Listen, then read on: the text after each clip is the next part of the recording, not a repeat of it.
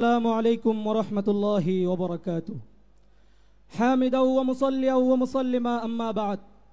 বাংলাদেশ জামাতি ইসলাম কর্তৃক আয়োজিত আজকের জাতীয় সমাবেশে উপস্থিত রয়েছেন আজকের সম্মানিত সভাপতি ও বাংলাদেশ জামাতি ইসলামের কেন্দ্রীয় নেতৃবৃন্দ এবং আমার সামনে উপবিষ্ট রয়েছেন বাংলার প্রত্যন্ত অঞ্চল থেকে আগত জামাতি ইসলামের নেতৃবৃন্দ ও মিডিয়া ব্যক্তিত্ব। সকলকে জানাই জুলাই মাদ্রাসা ছাত্র পরিষদের পক্ষ থেকে আন্তরিক শুভেচ্ছা ও অভিনন্দন।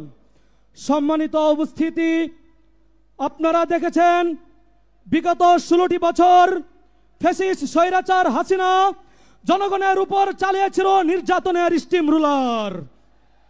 শুধু তাই নয়, 2013 সালে হেফাজতের আন্দোলনে 5 মে শাপলা চত্বরে রাতের ঘন আঁধারে আমার কওমি মাদ্রাসার ছাত্র ভাইদেরকে তারা গণ হত্যা চালিয়েছে ফ্যাসিস্ট স্বৈরাচার হাসিনার মাধ্যমে। প্রিয় সাথী ও বন্ধুগণ, শুধু তাই নয়, 2021 সালে মতবিরোধী আন্দোলনে ব্রাহ্মণবাড়িয়াতে আমার কওমি ভাইরা শহীদ হয়েছে। সম্মানিত উপস্থিতি, গত 1 বছর পূর্বে 2024 সালের জুলাই আমাদের ইতিহাসের স্বর্ণাক্ষরে লেখা থাকবে, যেখানে আমাদের দেশের প্রত্যেকটি মানুষ নির্যাতিত হয়েছে।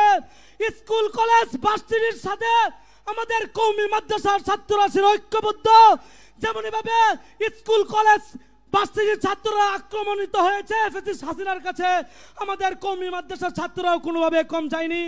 আমি নিজে 18 জুলাই উত্তরা বিএনএস সেন্টারে গুলিবিদ্ধ হয়েছি। আমার চেহারা টিয়ার সেল গেছে পুড়ে গিয়েছিল, তাও আমরা পিছপা হইনি। আমাদের কওমি মাদ্রাসার শতাধিক ছাত্র শহীদ হয়েছে সেই জুলাই আন্দোলনে। শুধু তাই নয়, অগণিত ছাত্র আহত হয়েছে, কিন্তু আদৌ পর্যন্ত আমাদের কওমি মাদ্রাসার অবদানকে জাতির সামনে তুলে ধরা হচ্ছে না সুস্পষ্টভাবে।